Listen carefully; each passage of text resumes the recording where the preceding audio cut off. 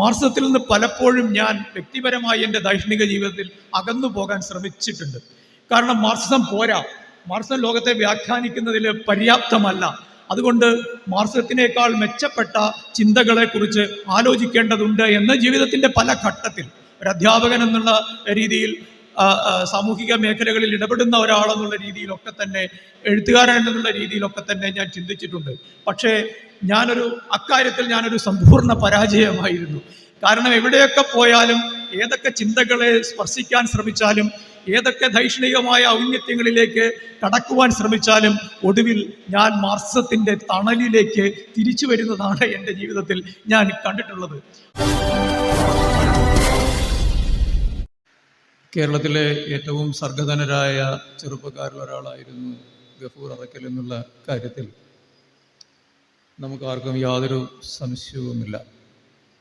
അദ്ദേഹം മുൻകൂട്ടി തയ്യാർ ചെയ്തു വെച്ച ഒരു ക്ലോക്കിൻ്റെ മുന്നിലിരുന്നാണ് തൻ്റെ സർഗ സാഹിത്യ കൃതികൾ എഴുതിയത്. നമുക്ക് നാളെ എന്താണ് സംഭവിക്കുക എന്നറിയില്ലെങ്കിൽ ഉണ്ടാകുന്ന മാനസികമായ സൗജന്യങ്ങൾ അനുഭവിക്കാൻ അദ്ദേഹത്തിന് സാധിച്ചില്ല. അദ്ദേഹത്തെ രോഗം കാർന്നു തിന്നുകയും അദ്ദേഹത്തിന് എത്ര കാലം ഏകദേശം ജീവിച്ചിരിക്കാൻ സാധിക്കും എന്നുള്ളതിനെക്കുറിച്ച് വൈദ്യശാസ്ത്രം കൊടുത്ത മുന്നറിയിപ്പിന് മുന്നിലിരുന്നു കൊണ്ടാണ് ധീരമായി അദ്ദേഹം സർഗ സാഹിത്യ രചനയിൽ ഏർപ്പെട്ടത് എന്നത് വിസ്മരിക്കാൻ കഴിയുന്ന കാര്യമല്ല. മരണത്തെ നേരിൽ കാണുക എന്ന് പറയുന്നത് മനുഷ്യൻ്റെ ധൈര്യമെല്ലാം ചോർത്തിക്കളയുന്ന ഒരു കാര്യമാണ്. എത്രയും ധീരനായ മനുഷ്യനാണെങ്കിലും മരണത്തെ മുന്നിൽ കാണുമ്പോൾ ഭയക്കുകയും വിറയ്ക്കുകയും എന്താണ് ചെയ്യേണ്ടത് എന്നറിയാതെ പകയ്ക്കുകയും ചെയ്യുന്നത് സ്വാഭാവിക മനുഷ്യ സ്വഭാവം തന്നെയാണ്. അതില്ലാത്ത ആളായിരുന്നില്ല ഗഫൂർ അറക്കൽ. പക്ഷേ അതിനുമപ്പുറത്ത് തൻ്റെ ചുറ്റും ജീവിക്കുന്ന മനുഷ്യരോടും തന്നോടും സത്യസന്ധമായൊരു ജീവിതം, സർഗാത്മകമായൊരു ജീവിതം ഇനിയുള്ള കാലം ജീവിച്ചു തീർക്കണം എന്ന ദൃഢനിശ്ചയത്തോടു കൂടി അദ്ദേഹം എഴുതിയ കൃതികൾ അതുകൊണ്ട് തന്നെ കേരളത്തിൻ്റെ സാംസ്കാരിക ജീവിതത്തെ സമ്പുഷ്ടമാക്കുന്നവയാണ് എന്ന് നാം ഓർക്കേണ്ടതുണ്ട്. എന്നു മാത്രവുമല്ല, അദ്ദേഹത്തിൻ്റെ കൃതികളിൽ അദ്ദേഹം കൈകാര്യം ചെയ്യാൻ ശ്രമിച്ച വിഷയങ്ങൾ അദ്ദേഹത്തിൻ്റെ ആത്മാവിനെ അങ്ങേയറ്റം സ്പർശിക്കുന്നവയും നമ്മുടെ സാമൂഹികതയെ തന്നെ പുനർനിർവചിക്കാൻ കഴിയുന്നതുമായ ആശയങ്ങളായിരുന്നു എന്നുള്ളതും വളരെ ശ്രദ്ധിക്കേണ്ട ഒരു കാര്യമാണ്. ആ അർത്ഥത്തിൽ വിപുലമായ ഒരു ആശയ ലോകം, അതായത് നാം ഹൃദയം കൊണ്ട് സ്പർശിക്കേണ്ട, നമ്മുടെ ജീവിതം കൊണ്ട് പ്രാവർത്തികമാക്കേണ്ട, നമ്മുടെ സാമൂഹികത കൊണ്ട് കൂടുതൽ സമ്പുഷ്ടമാക്കേണ്ട ഒരാശയ ലോകത്തെ നമുക്ക് സമ്മാനിച്ചിട്ടാണ് പ്രിയങ്കരനായ ഗഫൂർ കടന്നുപോയത് എന്ന് നാം ഓർക്കണം. അദ്ദേഹത്തോട് നീതി പുലർത്തുക എന്ന് പറയുന്നത് സ്വാഭാവികമായും ആശയപരമായി കൂടുതൽ ദൃഢതയോടുകൂടി ചിന്തിക്കുകയും അദ്ദേഹം എന്ത് ആശയങ്ങൾക്ക് വേണ്ടിയാണോ നിലകൊണ്ടത് അദ്ദേഹത്തിൻ്റെ കൃതികളിൽ, അദ്ദേഹത്തിൻ്റെ ജീവിതത്തിൽ, അതിനെ കൂടുതൽ ഉദാത്തമായി മുന്നോട്ട് കൊണ്ടുപോവുകയും ചെയ്യുക എന്ന വളരെ വിനീതമായ ഉത്തരവാദിത്വം നമ്മുടെ എല്ലാവരുടെയും മുന്നിലുണ്ട്. ഈ ഒരു കാലഘട്ടം എന്ന് പറയുന്നത് ശ്രീ KEN വളരെ കൃത്യമായി ഇവിടെ വരച്ചിട്ടതുപോലെ കേരളത്തെ സംബന്ധിച്ചിടത്തോളം നമ്മളൊരു ആഗോള തലത്തിലോ അല്ലെങ്കിൽ ദേശീയ തലത്തിൽ പോലുമോ ചിന്തിക്കേണ്ട കാര്യമില്ല. കേരളത്തിൻ്റെ കഴിഞ്ഞ 10 വർഷത്തെ ചരിത്രം നമ്മളൊന്ന് നോക്കുക. കേരളം കടന്നുപോയ ദാരുണമായ സംഭവങ്ങളുടെ ഒരു പരമ്പരയെക്കുറിച്ച് ഒന്ന് ഓർക്കുക. നമ്മൾ ആരെങ്കിലും പ്രതീക്ഷിച്ചിരുന്നതാണോ 100 കൊല്ലം മുമ്പ് 1924 കേരളത്തിൽ സംഭവിച്ചതുപോലെ അതിഭീകരമായ ഒരു പ്രളയം വന്ന് ഈ നാടിനെ ഒന്നാകെ വിഴുങ്ങും എന്ന് നമ്മൾ ആരെങ്കിലും നമ്മുടെ ഈ സമീപകാല ജീവിതത്തിൽ പ്രതീക്ഷിച്ചിരുന്നതാണോ? 1924 കേരളത്തിൽ ഏറ്റവും പ്രധാനപ്പെട്ട ഒരു പ്രകൃതി ശാസ്ത്രപരമായി പ്രാധാന്യമുള്ള ഒരു വൻ പ്രളയം ഉണ്ടാകുന്നു. 1924 എൻ്റെ അച്ഛൻ എപ്പോഴും പറയുമായിരുന്നു, അദ്ദേഹത്തിന് 1 വയസ്സായിരുന്നു ആ പ്രളയം ഉണ്ടാകുന്ന കാലത്തെന്ന് എൻ്റെ മുത്തശ്ശി അച്ഛനോട് എപ്പോഴും പറയുമായിരുന്നു. അച്ഛനെ എടുത്തുകൊണ്ട് തട്ടുംപുറത്ത് ദിവസങ്ങളോളം ഇരിക്കേണ്ടി വന്ന കഥ എൻ്റെ മുത്തശ്ശി പറയുമായിരുന്നു. അച്ഛനെയും എടുത്തുകൊണ്ട്, അന്ന് അച്ഛൻ 1 വയസ്സേ ഉള്ളൂ. അത് കൗതുകത്തോടെ കുട്ടിക്കാലം മുതൽ കേട്ടിട്ടുള്ള ഞാൻ ഒരിക്കലും പ്രതീക്ഷിച്ചിരുന്നില്ല കേരളം പിന്നീട് ഒരിക്കൽ കൂടി അത്തരത്തിലൊരു അനുഭവത്തിലൂടെ കടന്നു പോകുമെന്ന്. ഇന്ന് ലോകം എന്ന് പറയുമ്പോൾ നമുക്ക് എത്രമാത്രം വിദൂരമായി അനുഭവപ്പെടുന്ന ഒരു കാര്യമാണെങ്കിലും അതൊന്നും അത്രയും വിദൂരമല്ലാത്ത നമ്മുടെ ചുറ്റുപാടും തന്നെ വന്നു നിൽക്കുന്ന പ്രതിഭാസങ്ങളായി നമ്മെ ചൂഴ്ന്നു നിൽക്കുന്നു എന്നുള്ളത് നമ്മെ ബോധ്യപ്പെടുത്തിയ, കേരളീയരെ ബോധ്യപ്പെടുത്തിയ ഒരു സംഭവമായിരുന്നു ഈ 2018 പ്രളയം എന്ന് പറയുന്നത്. അതുവരെ നമ്മൾ അഭയാർത്ഥികളല്ല, നമ്മൾ ഈ പ്രകൃതി ദുരന്തങ്ങളുടെ അഭയാർത്ഥികളല്ല. പ്രകൃതി ദുരന്തങ്ങളുടെ അഭയാർത്ഥികൾ എവിടെയൊക്കെയോ ഉള്ളവരാണ്. എവിടെയൊക്കെയോ വലിയ വലിയ വെള്ളപ്പൊക്കങ്ങൾ ഉണ്ടാകുന്നു, എവിടെയൊക്കെയോ വലിയ വരൾച്ചകൾ ഉണ്ടാകുന്നു, എവിടെയൊക്കെയോ മനുഷ്യർ മരിച്ചു വീഴുന്നു. അവരോടൊക്കെ അനുതാപം പ്രകടിപ്പിക്കുന്ന, അവരോടൊക്കെ സഹതാപം പ്രകടിപ്പിക്കുന്ന, ഒരു നവോത്ഥാന മൂല്യങ്ങളിൽ വിശ്വസിക്കുന്ന ഒരു ജനത, ശാന്തമായും സമാധാനമായും ജീവിക്കുന്ന ഒരു ജനത എന്നൊരു സങ്കല്പം മാത്രമേ നമുക്ക് നമ്മളെപ്പറ്റി ഉണ്ടായിരുന്നുള്ളൂ. ആ സാമൂഹികമായി നമ്മൾ ആർജിച്ച ആ ബോധത്തെ, ചരിത്രപരമായി നമ്മൾ ആർജിച്ച ബോധത്തെ അതെത്രമാത്രം ദുർബലമാണ് എന്ന്, അതെത്രമാത്രം ക്ഷതസാധ്യതയുള്ളതാണ് എന്ന് നമ്മെ ബോധ്യപ്പെടുത്തിയതായിരുന്നു ഈ 2018 പ്രളയം. പക്ഷെ നമ്മുടെ ഒരു കുഴപ്പം എന്ന് പറയുന്നത്, ഞാനിപ്പോൾ നമ്മളെ ഒരു സമൂഹം എന്നുള്ള രീതിയിൽ വിമർശിക്കുകയല്ല, അങ്ങനെ ഒരു വലിയ സാമൂഹിക വിമർശനത്തിൻ്റെ പശ്ചാത്തലത്തിൽ പറയുകയല്ല. നമ്മുടെ ഒരു കുഴപ്പം, നമുക്കുണ്ടാകുന്ന ഈ ഒരു ദുരന്തത്തെ അതിൻ്റെ ഏറ്റവും സാമൂഹികവും സാംസ്കാരികവും പ്രകൃതിശാസ്ത്രപരവും സാമ്പത്തികവുമായ തീക്ഷ്ണതയിൽ മനസ്സിലാക്കുന്നതിൽ നമ്മൾ പരാജയപ്പെടുന്നുണ്ട് എന്നുള്ളതാണ്. മറ്റൊരു സ്ഥലത്ത് നടന്നതാണ് ആ സംഭവമെങ്കിൽ നമുക്കത് പഠിക്കാൻ വളരെ താല്പര്യമാണ്. അതിൻ്റെ വിവിധ വശങ്ങൾ ഇഴപിരിച്ച് പരിശോധിക്കാൻ നമുക്ക് താല്പര്യമാണ്. അതിനെക്കുറിച്ച് കൂടുതൽ മനസ്സിലാക്കാൻ, വ്യവച്ഛേദിക്കാൻ നമുക്ക് ഉത്സാഹമാണ്. എന്നാൽ നമുക്കുണ്ടായ ഒരു ദുരന്തത്തെ അതിൻ്റെ സമഗ്രമായ സങ്കീർണതകളിൽ പഠിക്കുന്ന ഒരു പുസ്തകം പോലും ഇതുവരെ ഉണ്ടായിട്ടില്ല എന്നുള്ളത് നമ്മൾ മറന്നു പോകരുത്. നമ്മളത് നമ്മുടെ ദൈനംദിന രാഷ്ട്രീയത്തിൻ്റെ തർക്കവിതർക്കങ്ങളിലേക്കും മാത്രമായി ഒതുക്കി, സാലറി ചലഞ്ച് വേണമോ വേണ്ടയോ, അല്ലെങ്കിൽ ആരൊക്കെയാണ് ശരിയായ രീതിയിൽ ഇതിൽ പ്രവർത്തിക്കുന്നത്, പ്രവർത്തിക്കാതിരിക്കുന്നത്, ഇതിനെ തടസ്സം നിൽക്കുന്ന ആൾക്കാരുണ്ടോ, ഇങ്ങനെയൊക്കെയുള്ള ദൈനംദിന രാഷ്ട്രീയത്തിൻ്റെ ഒരു ചട്ടക്കൂടിൽ മാത്രം ഇത്രയും വലിയ ഒരു ദുരന്തത്തെ മനസ്സിലാക്കുക എന്ന് പറയുന്നത് അക്ഷന്തവ്യമായ ഒരു സാമൂഹിക അപരാധമാണ് എന്ന് നമ്മൾ തിരിച്ചറിയേണ്ടതുണ്ട്. കാരണം പ്രകൃതി എന്ന് പറയുന്നത് ആ അർത്ഥത്തിൽ നമുക്ക് അന്യമായി നിൽക്കുന്ന ഒന്നല്ല. നമ്മൾ പ്രകൃതിയിൽ ജീവിക്കുന്നവരാണ്. എന്നോട് പലരും ഈ മാർക്സിസത്തെക്കുറിച്ച്, ഇന്നിപ്പോൾ ഞാൻ സംസാരിക്കുന്നത് നവഭൗതികവാദത്തെയും മാർക്സിസത്തെയും കുറിച്ചാണ് എന്ന് നിങ്ങൾക്കറിയാം. അതിലേക്ക് ഒരാമുഖം എന്നുള്ള രീതിയിൽ ഞാൻ പറയുകയാണ്. മാർക്സിസം എന്ന് പറയുമ്പോൾ എന്തോ വലിയ ഒരു സാമൂഹ്യ വിപ്ലവത്തിൻ്റെ ഒരാശയം, അത് ഒരർത്ഥത്തിൽ നമ്മൾ മനസ്സിലാക്കുന്നു. മറ്റൊരർത്ഥത്തിൽ നമ്മളൊരു സൈദ്ധാന്തികമായി ലോകത്ത് അതുവരെ, അതായത് മാർക്സിന് മുൻപുണ്ടായിരുന്ന മുഴുവൻ സൈദ്ധാന്തിക ദാർശനിക ചിന്തകളുടെയും സമന്വയത്തിലൂടെ മാർക്സ് രൂപീകരിച്ച സമഗ്രമായ ഒരു ആശയം എന്നുള്ള രീതിയിൽ, ഒരു സാമൂഹിക ശാസ്ത്രം എന്നുള്ള രീതിയിൽ നമ്മൾ മാർക്സിസത്തെ മനസ്സിലാക്കാറുണ്ട്. മാർക്സിസവുമായി ഈ നമ്മൾ പറയും ലവ് ആൻഡ് ഹെയ്റ്റ് റിലേഷൻഷിപ്പ് എന്ന് പറയില്ലേ, സ്നേഹവും വെറുപ്പും ഉണ്ടാക്കുന്ന തരത്തിലുള്ള ബന്ധങ്ങളുള്ളവരുണ്ട്. മാർക്സിസത്തിൽ നിന്ന് പലപ്പോഴും ഞാൻ വ്യക്തിപരമായി എൻ്റെ ദൈനംദിന ജീവിതത്തിൽ അകന്നു പോകാൻ ശ്രമിച്ചിട്ടുണ്ട്. കാരണം മാർക്സിസം പോരാ, മാർക്സിസം ലോകത്തെ വ്യാഖ്യാനിക്കുന്നതിൽ പര്യാപ്തമല്ല. അതുകൊണ്ട് മാർക്സിസത്തിനേക്കാൾ മെച്ചപ്പെട്ട ചിന്തകളെക്കുറിച്ച് ആലോചിക്കേണ്ടതുണ്ട് എന്ന് ജീവിതത്തിൻ്റെ പല ഘട്ടത്തിൽ ഒരു അധ്യാപകൻ എന്നുള്ള രീതിയിൽ, സാമൂഹിക മേഖലകളിൽ ഇടപെടുന്ന ഒരാളെന്നുള്ള രീതിയിലൊക്കെ തന്നെ, എഴുത്തുകാരൻ എന്നുള്ള രീതിയിലൊക്കെ തന്നെ ഞാൻ ചിന്തിച്ചിട്ടുണ്ട്. പക്ഷേ അക്കാര്യത്തിൽ ഞാനൊരു സമ്പൂർണ്ണ പരാജയമായിരുന്നു. കാരണം എവിടെയൊക്കെ പോയാലും, ഏതൊക്കെ ചിന്തകളെ സ്പർശിക്കാൻ ശ്രമിച്ചാലും, ഏതൊക്കെ ധൈഷണികമായ ഔന്നത്യങ്ങളിലേക്ക് കടക്കുവാൻ ശ്രമിച്ചാലും ഒടുവിൽ ഞാൻ മാർക്സിസത്തിൻ്റെ തണലിലേക്ക് തിരിച്ചു വരുന്നതാണ് എൻ്റെ ജീവിതത്തിൽ ഞാൻ കണ്ടിട്ടുള്ളത്. അത് തീർച്ചയായും ഞാൻ തുറന്നു പറയേണ്ടതുണ്ട്. കാരണം നമ്മളുടെ ദൈഷ്ണിക ലോകത്ത് നിരന്തരം പുതിയ ചിന്തകളുടെ പ്രവാഹം ഉണ്ടാകുന്നുണ്ട്. ആ പുതിയ ചിന്തകളോട് നമ്മളെപ്പോഴും മനുഷ്യരെന്നുള്ള രീതിയിൽ, ബൗദ്ധികമായി ചിന്തിക്കുന്ന വ്യക്തികൾ എന്നുള്ള രീതിയിൽ പ്രതികരിക്കാൻ ശ്രമിക്കാറുണ്ട്. അങ്ങനെ നമ്മൾ പ്രതികരിക്കാൻ ശ്രമിക്കുമ്പോൾ സ്വാഭാവികമായും നാം ഏത് ചിന്താ വ്യവസ്ഥയെയാണോ ഉൾക്കൊള്ളാൻ ശ്രമിച്ചിട്ടുള്ളത്, എന്തിൻ്റെ വക്താവായാണോ നമ്മൾ പ്രത്യക്ഷപ്പെടാൻ ശ്രമിച്ചിട്ടുള്ളത്, അതിൻ്റെ പരിമിതികളെക്കുറിച്ച് ചിലപ്പോൾ നമുക്ക് ബോധ്യമുണ്ടാവും. അങ്ങനെ ബോധ്യമുണ്ടാകുമ്പോൾ നാം നമ്മോട് കാണിക്കേണ്ട സത്യസന്ധത, ആ പരിമിതികൾ നമ്മൾ തിരിച്ചറിയുന്നു എന്നത് തുറന്നു പറയുക എന്നതാണ്. നമ്മൾ ജീവിതത്തിൽ നമ്മുടെ നിഗമനങ്ങളെ, നമ്മുടെ കാഴ്ചപ്പാടുകളെ, നമ്മുടെ സന്ദേഹങ്ങളെ ഓണപ്പ് ചെയ്യാൻ, അതായത് അതിനോട് സത്യസന്ധമായ ഒരു പ്രതിബദ്ധത പുലർത്താൻ തയ്യാറാവുന്നില്ലെങ്കിൽ നമ്മുടെ ചിന്ത വഴിമുട്ടിപ്പോകും എന്ന അഭിപ്രായക്കാരനാണ് ഞാൻ.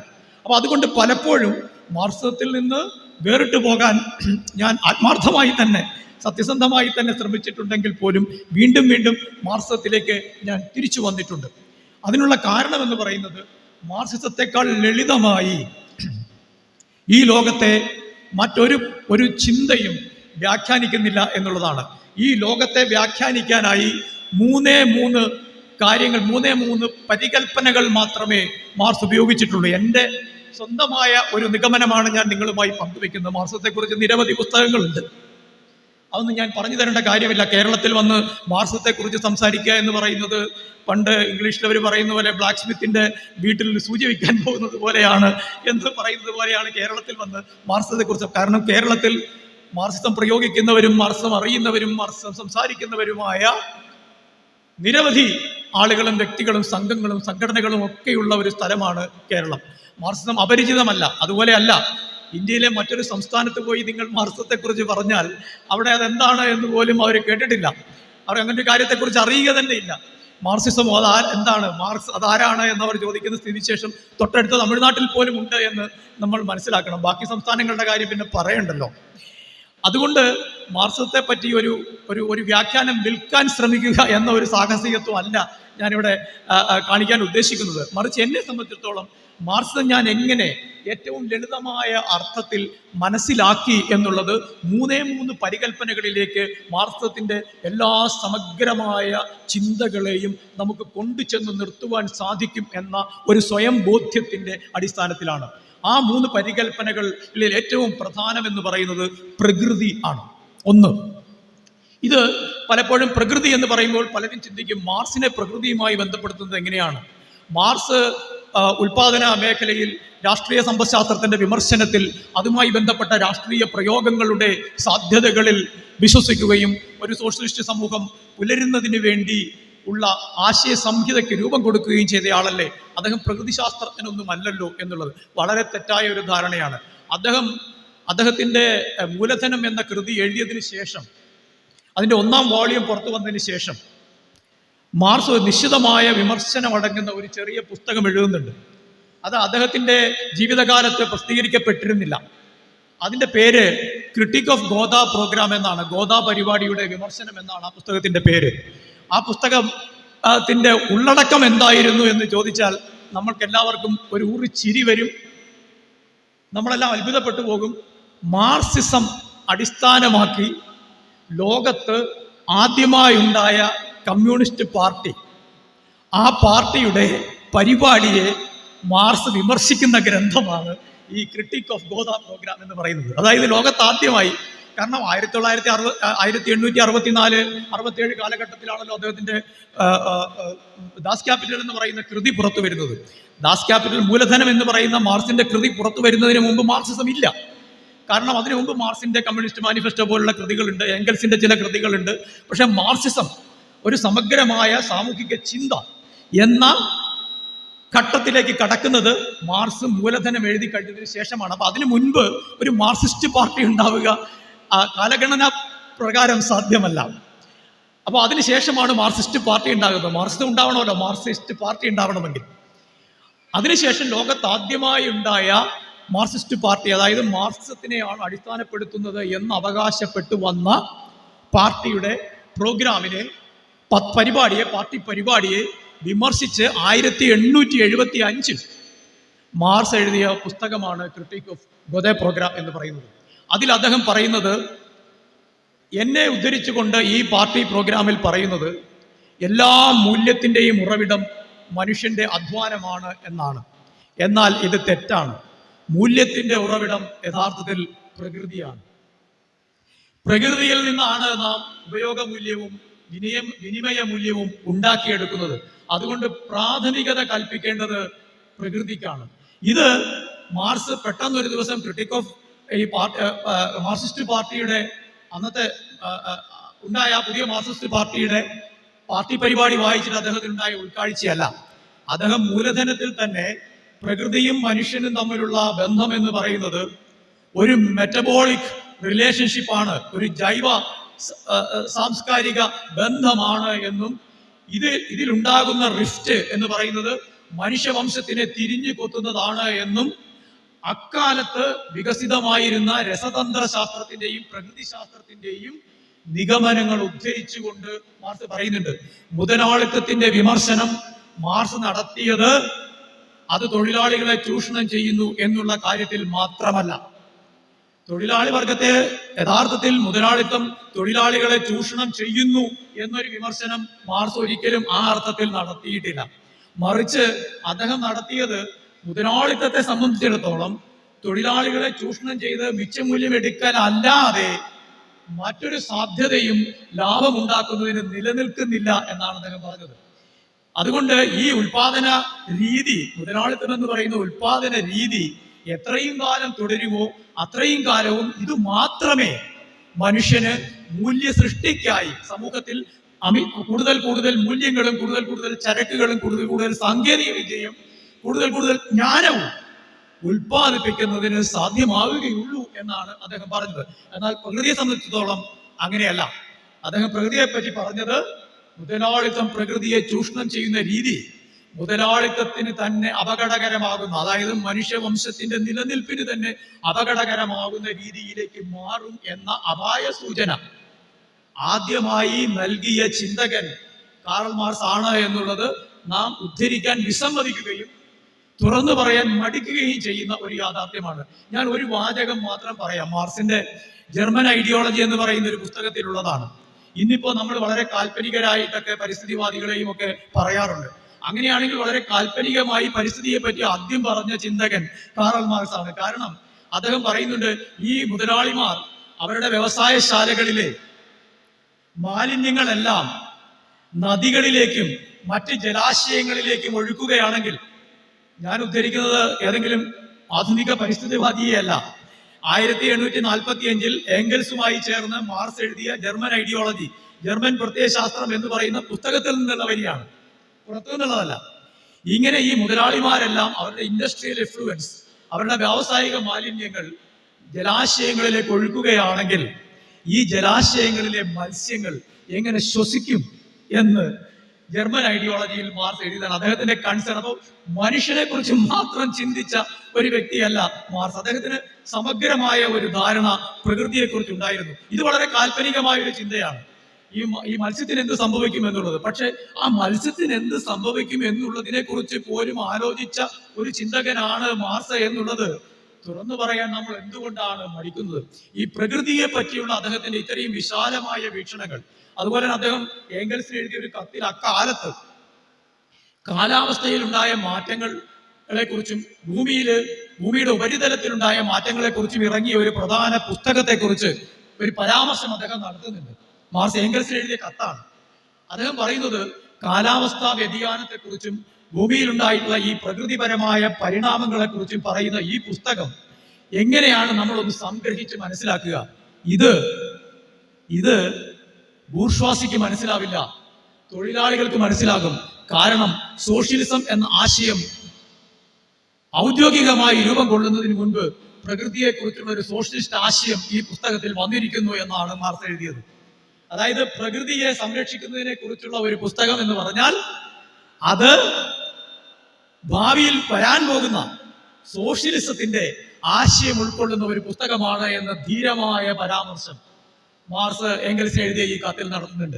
അപ്പോൾ ഈ പ്രകൃതിയെ കുറിച്ച് ഏറ്റവും കൂടുതൽ വ്യാകുലപ്പെട്ട ചിന്തകനായ മാർക്സിനെ നമ്മൾ കൊണ്ട് തളയ്ക്കുന്നത് എപ്പോഴും രാഷ്ട്രീയ സമ്പദ്ശാസ്ത്രം എങ്ങനെയാണോ മുതലാളിത്തം അതിന്റെ പ്രത്യയശാസ്ത്രമായ രാഷ്ട്രീയ സമ്പദ്ശാസ്ത്രത്തിന്റെ വീക്ഷണത്തിലൂടെ എങ്ങനെ ലോകത്തെ വ്യാഖ്യാനിക്കാൻ ശ്രമിച്ചോ അതിന്റെ തടവുകാരനായി മാർക്സിനെ നമ്മൾ മുൻകൂർ പ്രഖ്യാപിക്കുകയാണ്. അതിനെ വിമർശിച്ച അദ്ദേഹത്തെ അതിന്റെ തന്നെ തടവുകാരനാക്കുകയാണ് നമ്മൾ. അദ്ദേഹത്തിന്റെ ഈ സമഗ്രമായ ചിന്തയെ ഒഴിവാക്കുന്നതിലൂടെ. അപ്പോൾ ഒന്നാമത്തെ ഈ ലോകത്തെ മനസ്സിലാക്കുന്നതിന് മാർക്സ് തന്ന ഒന്നാമത്തെ പരികൽപ്പന എന്ന് പറയുന്നത് പ്രകൃതി തന്നെയാണ്. അത് കേവലം ഒരു ആശയവാദപരമായ പ്രകൃതി സങ്കല്പമല്ല, മറിച്ച് നമ്മുടെ ദൈനംദിന ജീവിതത്തിൽ പ്രകൃതി എങ്ങനെയാണ്, മനുഷ്യൻ പ്രകൃതി എന്നുള്ള ഈ വൈരുദ്ധ്യം എങ്ങനെയാണ് പ്രവർത്തിക്കുന്നത് എന്നുള്ളതിനെ കുറിച്ചുള്ള വളരെ കൃത്യമായ ഒരു ധാരണ നമുക്ക് നൽകിക്കൊണ്ടാണ് അദ്ദേഹം അത് ചെയ്യുന്നത്. അങ്ങനെയാണെങ്കിൽ രണ്ടാമത്തെ പരികൽപ്പന എന്താണ്? രണ്ടാമത്തെ പരികൽപ്പന ഇന്നത്തെ കാലത്തെ സംബന്ധിച്ചിടത്തോളം അങ്ങേയറ്റം പ്രധാനമായിട്ടുള്ള ഒന്നാണ്. ഇന്നത്തെ കാലത്തെ ഈ കാലാവസ്ഥാ വ്യതിയാനത്തെ കുറിച്ചൊക്കെ പഠിക്കുന്ന ശാസ്ത്രജ്ഞർ ഇന്നത്തെ കാലത്തെ എങ്ങനെയാണ് വിലയിരുത്തുന്നത്? അവർ പറയുന്നത് ഇതൊരു ആന്ത്രോപൊസീൻ കാലഘട്ടമാണ് എന്നാണ്. ആന്ത്രോപൊസീൻ എന്ന് പറഞ്ഞിട്ടുണ്ടെങ്കിൽ മനുഷ്യൻ ലോകത്ത് ഇടപെടാൻ തുടങ്ങിയതിന് ശേഷമുള്ള, മനുഷ്യൻ ലോകത്ത് അവതരിക്കുകയും ഇടപെടാൻ തുടങ്ങുകയും ചെയ്തതിനു ശേഷമുള്ള ഈ ഭൂഗോളത്തിന്റെ അവസ്ഥയെയാണ് ആന്ത്രോപൊസീൻ എന്ന് പറയുന്നത്. ആന്ത്രോ എന്ന് പറഞ്ഞാൽ മനുഷ്യന്റെ ഇടപെടലിൻ്റെതായ ചരിത്രം. അതായത് ഭൂമിയുടെ ചരിത്രം മനുഷ്യരിൽ തുടങ്ങുന്നതല്ല. നമ്മൾ ജുറാസിക് പാർക്ക് എന്ന നോവൽ വായിച്ചിട്ടുണ്ടാവാം, സിനിമ കണ്ടിട്ടുണ്ടാവാം, ദിനോസറുകളുടെ കാലത്തെക്കുറിച്ച് പഠിച്ചിട്ടുണ്ടാവാം. ഒ.വി. വിജയന്റെ ഖസാക്കിന്റെ ഇതിഹാസത്തിൽ പോലും ഈ ദിനോസറുകളുടെ കാലത്തെക്കുറിച്ചുള്ള പരാമർശം ഉണ്ട്. ഈ മനുഷ്യന് മുൻപുള്ള ഒരു ഭൂമിയെക്കുറിച്ചുള്ള ഒരു ചരിത്ര സങ്കല്പം നമുക്കുണ്ടെങ്കിൽ പോലും മനുഷ്യ ഇടപെടൽ തൊട്ടുള്ള ചരിത്രത്തെയാണ് നമ്മൾ ചരിത്രമായി കാണുന്നത്. അതെന്തുകൊണ്ടാണ്? കാരണം ഈ ഭൂമിയുടെ ഉപരിതലത്തിൽ പ്രകൃതിയിൽ നിന്നല്ലാതെ മറ്റൊരു ശക്തി, ആ പ്രകൃതിയിൽ തന്നെ ഉണ്ടായ മറ്റൊരു ശക്തി, അതിന്റെ ഇടപെടലിലൂടെ പ്രകൃതിയെ മാറ്റിമറിക്കുന്ന ഒരവസ്ഥ ഉണ്ടാവുന്നത് മനുഷ്യൻ അവതരിക്കുന്നതോടുകൂടിയാണ്. അതിനെയാണ് മാർക്സ് അധ്വാനം എന്ന് വിളിച്ചത്. അധ്വാനം മൃഗങ്ങൾ ചെയ്യുന്നതല്ല, പക്ഷികൾ ചെയ്യുന്നതല്ല. അവർ ജൈവപരമായി ജീവിക്കുകയാണ് ചെയ്യുന്നത്. അവർ ജനിക്കുന്നു, ജീവിക്കുന്നു, മരിക്കുന്നു. അവർ അധ്വാനിക്കുന്നില്ല. അതാണല്ലോ ബൈബിളിൽ പറയുന്നത്. കളപ്പുരകൾ കൂട്ടുന്നില്ല, അളന്നളന്ന് കൂട്ടുന്നില്ല, കളപ്പുരകൾ കെട്ടുന്നില്ല എന്ന് പറയുന്നത് വയലാറ് ബൈബിളിൽ നിന്നെടുത്ത് ഗാനശകലമാക്കിയിട്ടുണ്ട്. പക്ഷികൾ കൂട്ടിവെക്കുന്നില്ല, മൃഗങ്ങൾ കൂട്ടിവെക്കുന്നില്ല. ഒരു പുലിയോ കടുവയോ ആനയോ ആരും തന്നെ നാളത്തേക്ക് കരുതി വെക്കുന്നില്ല, കൃഷി ചെയ്യുന്നില്ല. മനുഷ്യൻ ഹോമോസാപ്പിയൻസ് ഈ ഭൂലോകത്തുണ്ടായപ്പോൾ, ഹോമോസാപ്പിയൻസ് എന്നാണ് നമ്മുടെ എല്ലാ നാമധേയം. അതായത് ലാറ്റിൻ അമേരിക്കയിലായാലും ആഫ്രിക്കയിലായാലും അമേരിക്കയിലായാലും റഷ്യയിലായാലും ചൈനയിലായാലും മംഗോളിയയിലായാലും കൊറിയയിലായാലും, അത് സൗത്ത് കൊറിയ ആയാലും നോർത്ത് കൊറിയ ആയാലും, അവിടെ എല്ലാം അധിവസിക്കുന്നത് ഹോമോസാപ്പിയൻ എന്ന് പറയുന്ന ഈ നമ്മൾ തന്നെയാണ്. ഈ കേരളത്തിൽ ജീവിക്കുന്ന നമ്മൾ തന്നെയാണ് അവിടെ എല്ലാം ഉള്ളത്. ഒരൊറ്റ സ്പീഷീസേ ഉള്ളൂ മനുഷ്യൻ. മനുഷ്യൻ ഭൂമിയിൽ ഉണ്ടായ കാലത്ത് അങ്ങനെ അല്ലായിരുന്നു. മനുഷ്യൻ ഭൂമിയിൽ ഉണ്ടായ കാലത്ത് ഇന്ന് ആഫ്രിക്കൻ സിംഹവും ആഫ്രിക്കൻ ആനയും ആഫ്രിക്കൻ ഓന്തും ആഫ്രിക്കൻ പാറ്റയും ഒക്കെ ഉള്ളതുപോലെ വ്യത്യസ്തമായ സ്പീഷീസുകൾ മനുഷ്യരുണ്ടായിരുന്നു. അതിൽ നമ്മൾ എപ്പോഴും ഈ ഒരു വിരൽ നെഞ്ചത്തേക്ക് കൈവച്ച് പഠിച്ചുകൊണ്ട് വേണം സംസാരിക്കാൻ. ഈ നമ്മൾ ഭൂമിയിൽ ഉണ്ടായപ്പോ നമ്മൾ തീരുമാനിച്ചു മനുഷ്യരായി നമ്മൾ മാത്രം മതി എന്ന്. വേറൊരു മനുഷ്യനും ഇവിടെ വേണ്ട എന്ന് ആദ്യമായി തീരുമാനിക്കുന്നത് ഹോമോസാപ്പിയൻസ് ആയ നമ്മളാണ്. അങ്ങനെ ഭൂമിയിൽ എല്ലായിടത്തും ഒരുപോലെ പടർന്നിരുന്ന നിയാൻഡർതാൽ എന്ന് പറയുന്ന ഒരു മനുഷ്യ വംശത്തെ മുച്ചൂടും ഉന്മൂലനം ചെയ്തിട്ടാണ് ഹോമോസാപ്പിയൻസ് എന്ന് പറയുന്നത് നമ്മൾ ഈ ഭൂമിയുടെ മുഴുവൻ പ്രദേശങ്ങളിലും ആധിപത്യം സ്ഥാപിച്ചത്. നരവംശ ശാസ്ത്രജ്ഞന്മാർ പറയുന്നത് 1,00,000 വർഷം നീണ്ടു നിന്ന അങ്ങേ അറ്റത്തെ രക്തം ചൊരിഞ്ഞ രക്തസ്നാതമായ യുദ്ധത്തിലൂടെയാണ് ഈ ഹോമോസാപ്പിയൻ വംശം, അതായത് നമ്മൾ, ഈ ഭൂമിയുടെ ആധിപത്യം പിടിച്ചെടുത്തത്.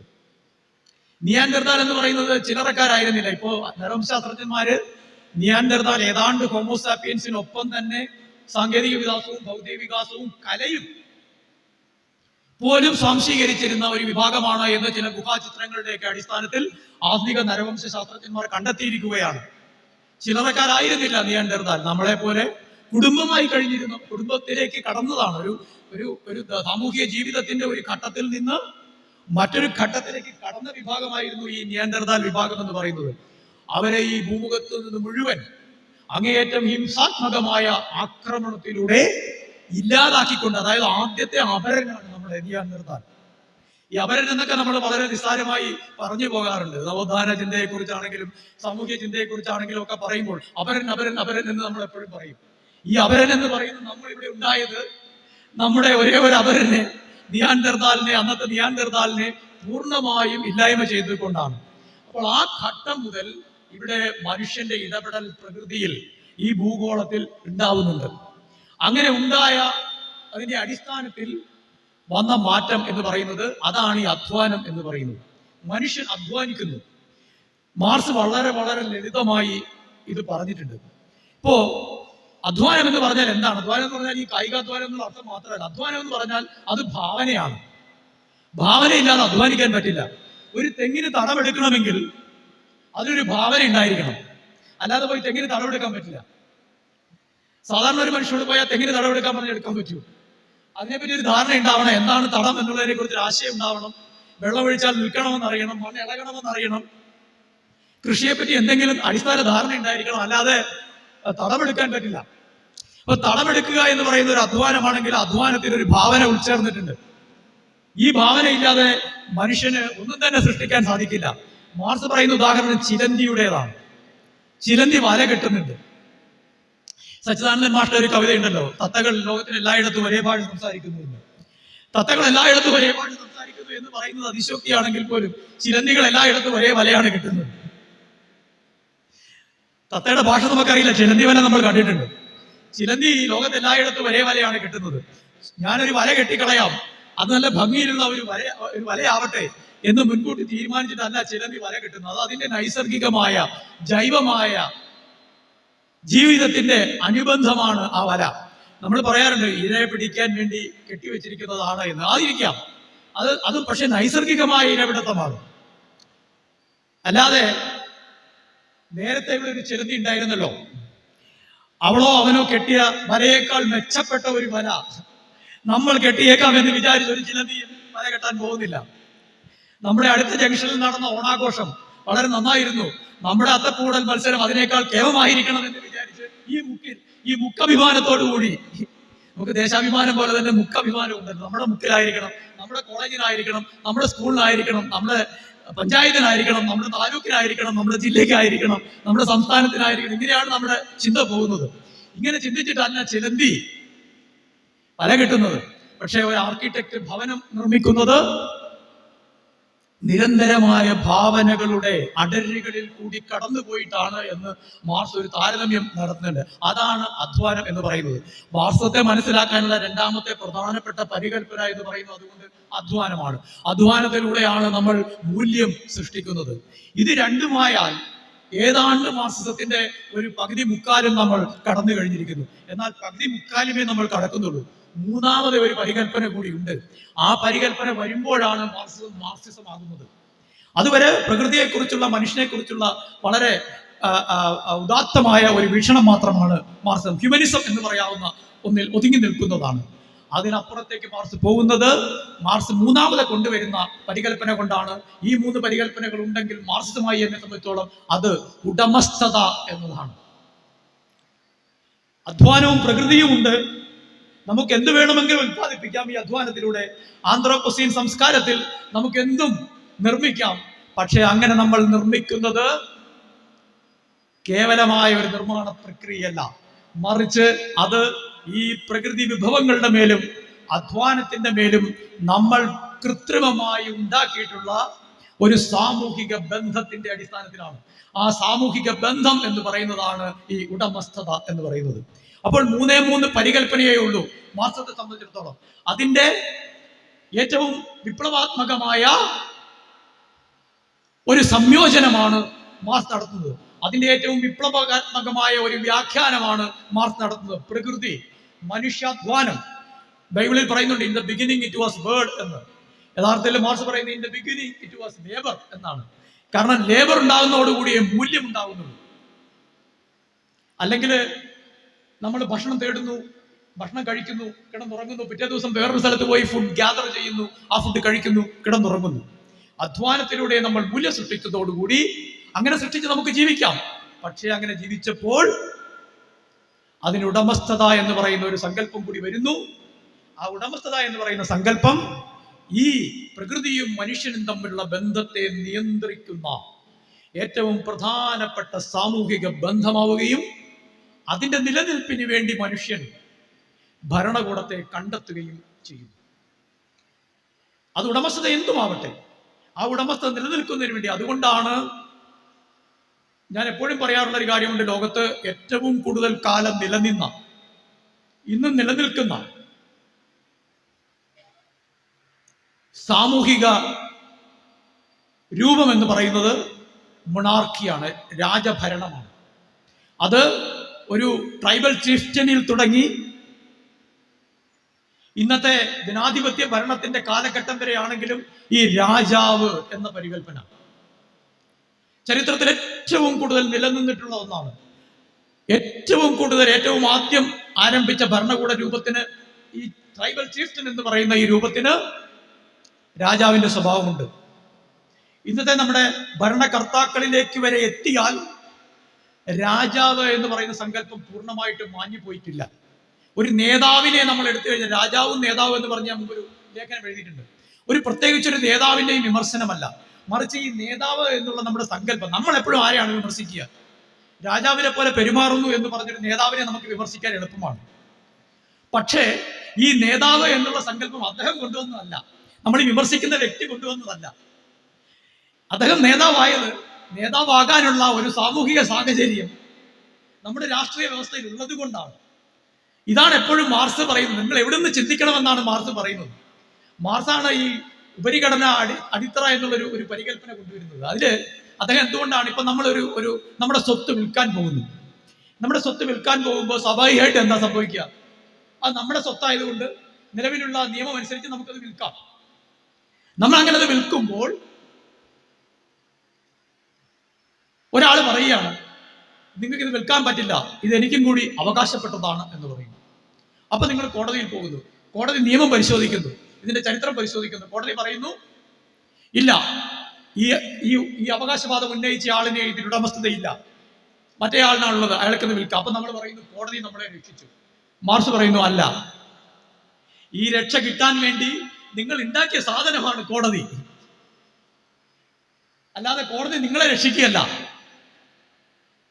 കോടതിയും നിയമവും നിങ്ങൾ ഉണ്ടാക്കിയത് നിങ്ങളുടെ ഈ സ്വകാര്യ സ്വത്തുടമസ്ഥ സംരക്ഷിക്കാനാണ്. അതാണ് ഉപരിഘടനയും അടിത്തറയും തമ്മിലുള്ള ബന്ധം. അടിത്തറ എന്ന് പറയുന്ന ഈ സാമൂഹിക ബന്ധമാണ്, ഈ സാമ്പത്തിക ബന്ധമാണ് അടിത്തറ. അതിൽ നിന്ന് ഉപരിഘടന ഉണ്ടാകുന്നു എന്ന് മാർക്സ് പറയുമ്പോൾ ഇതിൽ നിന്ന് പൊട്ടിമുളച്ച് വരുന്നിട്ട് ഇങ്ങനെ ഏകീയമായ ഒരു ബന്ധമുണ്ടെന്നല്ല, മറിച്ച് ഇതിനെ നിലനിർത്താൻ വേണ്ടി നമ്മൾ കണ്ടുപിടിച്ചതാണ് ഭരണകൂടവും ഭരണമായി പണ്ടാരമായി എന്നൊക്കെ കടമിട്ട് എഴുതിയിട്ടില്ലേ? ആ ഭരണവും ഭരണപണ്ടാരങ്ങളെയൊക്കെ നമ്മൾ കണ്ടുപിടിച്ചത് ഈ സാമൂഹിക ബന്ധം നിലനിർത്താൻ വേണ്ടിയാണ്. അത് ഏത് ഭരണകൂട രൂപമായാലും. അതുകൊണ്ടാണ് ഈ രാജാവ് എന്ന് പറയുന്ന സങ്കല്പം ചരിത്രത്തിൽ പല പല പല പല ഘട്ടങ്ങളിലൂടെ കടന്നുപോയിട്ടും ഇപ്പോഴും ആ നേതാവ് എന്നുള്ള സങ്കല്പത്തിൽ ചെന്ന് നിൽക്കുന്നത്. അങ്ങനെ അല്ലാത്ത സാമൂഹിക രൂപങ്ങൾ ലോകത്തുണ്ടായിരുന്നു എന്ന് അവസാന കാലത്താണ് മാർക്സ് തിരിച്ചറിയുന്നത്. നമുക്കറിയാവുന്ന വളരെ പ്രധാനപ്പെട്ട ഒരു ഗ്രന്ഥമാണ് ഏംഗൽസിന്റെ കുടുംബം, സ്വകാര്യ സ്വത്ത്, ഭരണകൂടം എന്ന് പറയുന്ന പുസ്തകം. ഇത് ഹെൻറി മോർഗൻ എന്ന് പറയുന്ന നരവംശാസ്ത്രജ്ഞൻ, അമേരിക്കൻ നരവംശാസ്ത്രജ്ഞൻ എഴുതിയ പുരാതന സമുദായം എന്ന് പറയുന്ന പുസ്തകത്തെ ആധാരമാക്കി മാർക്സ് ഉണ്ടാക്കിയ കുറിപ്പുകളിൽ നിന്ന് ഒരംശം മാത്രം സ്വീകരിച്ച് ഏംഗൽസ് എഴുതിയ പുസ്തകമാണ്. ഈ നോട്ട് പുസ്തകത്തിൽ മാർക്സ് വളരെ കൃത്യമായി പറയുന്നുണ്ട്, മനുഷ്യന് ഇതിനേക്കാൾ മെച്ചപ്പെട്ട സാമൂഹിക രൂപങ്ങൾ ട്രൈബൽ ചരിത്രത്തിൽ നിന്ന് കണ്ടെടുക്കാൻ സാധിക്കും. ആധുനിക മുതലാളിത്തത്തിൽ മാത്രമല്ല, ഇന്നത്തെ നമ്മുടെ സ്വാതന്ത്ര്യവും ജനാധിപത്യവും ആധുനിക മുതലാളിത്തത്തിന്റെ മാത്രം സംഭാവനയല്ല. ചില ഗോത്ര സമൂഹങ്ങൾ തന്നെ ജനാധിപത്യപരമായ പൊതു സ്വത്തുടമസ്ഥതയിൽ അടിസ്ഥാനപ്പെടുത്തിയ ചിന്തകൾ സൃഷ്ടിച്ചിരുന്നു എന്നുള്ളതാണ്. അത്തരം ചിന്തകളുടെ കൂടി അടിസ്ഥാനത്തിലാണ് പുതിയ സാമൂഹിക പ്രക്രിയ ഉണ്ടാവേണ്ടത് എന്നുള്ളതിനെ കുറിച്ച്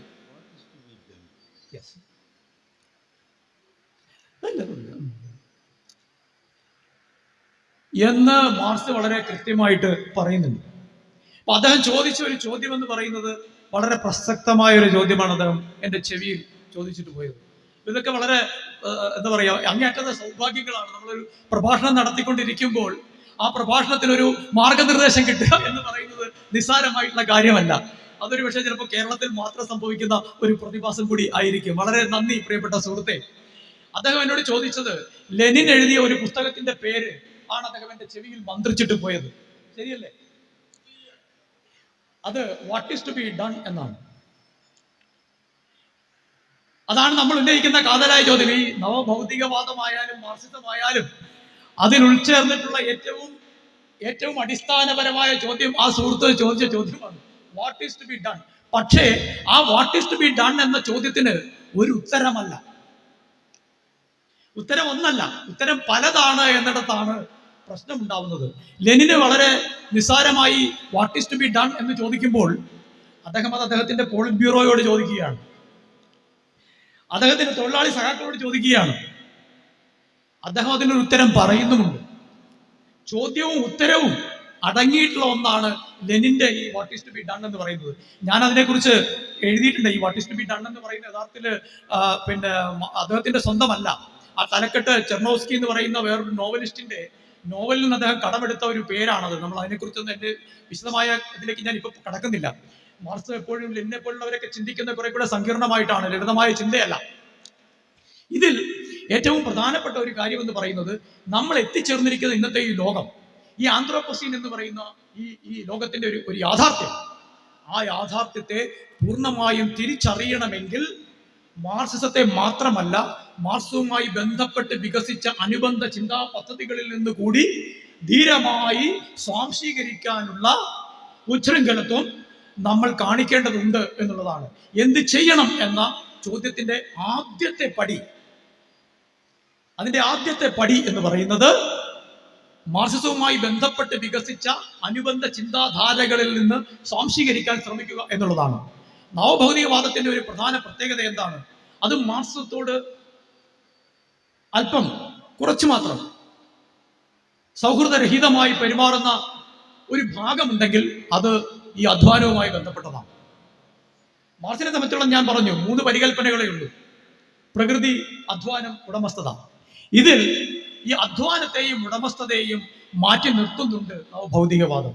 പകരം അത് പ്രകൃതി എന്ന് പറയുന്നത് നമ്മുടെ മാർക്സത്തിന്റെ ആയാലും മറ്റ് ശാസ്ത്രീയ പരികൽപ്പനകളുടേതായാലും അളവുകോലുകൾ കൊണ്ട് മാത്രം അളക്കാൻ കഴിയുന്നതല്ല എന്നും, മനുഷ്യരല്ലാത്ത നമ്മൾ തന്നെ ഉണ്ടാക്കിക്കൂട്ടിയ സാങ്കേതിക സമുച്ചയത്തിന്റെ അസംബ്ലേജ് എന്ന് പറയുന്നതും മൃഗങ്ങളും പക്ഷികളും എല്ലാം അടങ്ങുന്ന ഒരു സമഗ്രതയാണ് ഈ പ്രകൃതി എന്നത് സാമൂഹിക ശാസ്ത്ര പരിപ്രേക്ഷ്യത്തിൽ മാത്രം ചിന്തിക്കുമ്പോൾ നമുക്ക് കരഗതമാകുന്ന, നമുക്ക് വെളിവാകുന്ന ഒരാശയമല്ല എന്ന് നവഭൗതികവാദം പറയുന്നുണ്ട്. അത് ഈ ഡൈക്കോട്ടമികളെ, പ്രകൃതി, മനുഷ്യൻ, അധ്വാനം, ഉടമസ്ഥത, അങ്ങനെയൊക്കെയുള്ള ഡൈക്കോട്ടമികൾക്ക് അപ്പുറത്തേക്ക് നമ്മൾ ചിന്തിക്കേണ്ടിയിരിക്കുന്നു എന്ന് ധീരമായി പ്രഖ്യാപിക്കുന്ന ഒരു പ്രത്യയശാസ്ത്രമാണ് നവഭൗതികവാദത്തിൻ്റെത്.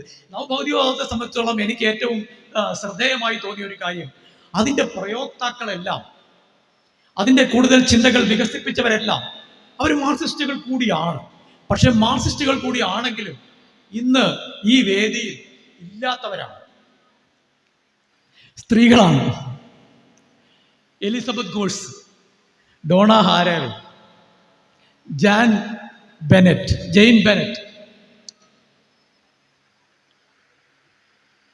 നിരവധി പ്രധാനപ്പെട്ട സ്ത്രീ ചിന്തകർ. നമ്മൾ കേരളത്തിൽ എപ്പോഴെങ്കിലും സ്ത്രീ ചിന്തകർ എന്ന് ആലോചിക്കാറുണ്ട്. ചിന്തകർ എന്ന് പറഞ്ഞാൽ പുരുഷനാണ്, നിരൂപകൻ എന്ന് പറഞ്ഞാൽ പുരുഷനാണ്. ബൗദ്ധികമായി ചിന്തിക്കുന്നതെല്ലാം പുരുഷന്മാരാണ് എന്നൊരു ധാരണ നമുക്കുണ്ട്. എന്നാൽ മറ്റേ ഈ സന്തോഷ് ജോർജ് കളങ്ങനെ പറയുന്ന പോലെ പാശ്ചാത്യ ലോകത്ത് അങ്ങനെയല്ല. അദ്ദേഹത്തിൻ്റെ ഒരു ട്രോൾ ഇറക്കാറുണ്ടല്ലോ ആൾക്കാർ, പാശ്ചാത്യ ലോകത്ത് എന്നാൽ അങ്ങനെയല്ല എന്ന് പറഞ്ഞ് ഫേസ്ബുക്കിലൊക്കെ ഞാൻ കണ്ടിട്ടുണ്ട്. അദ്ദേഹത്തെ ചെറുതായി ഒന്ന് കളിയാക്കുന്ന രീതിയിലുള്ള ഒരു പോസ്റ്റ്. പാശ്ചാത്യ ലോകത്തെ മാത്രം കാര്യമില്ല, ലോകത്തെമ്പാടും, ലാറ്റിൻ അമേരിക്കയിൽ, എന്തിന് നമുക്ക് ശേഷം സ്വാതന്ത്ര്യം കിട്ടിയ ദക്ഷിണാഫ്രിക്കയിൽ, കൊറിയയിൽ, മറ്റ് പല പ്രദേശങ്ങളിലും സ്ത്രീകളുടേതായ ദാർശനിക മുന്നേറ്റം, സൈദ്ധാന്തിക മുന്നേറ്റം, ഉണ്ടാവുന്നുണ്ട്. നമ്മളതിനെ പൂർണ്ണമായിട്ട് കണക്കിലെടുക്കില്ല. നവഭൗതികവാദത്തിൻ്റെ ഏറ്റവും വലിയ പ്രത്യേകത അതിൻ്റെ പ്രധാനപ്പെട്ട പ്രയോക്താക്കളെല്ലാം തന്നെ യാദർച്ഛികമാവാം അല്ലാതാവാം സ്ത്രീകളാണ്.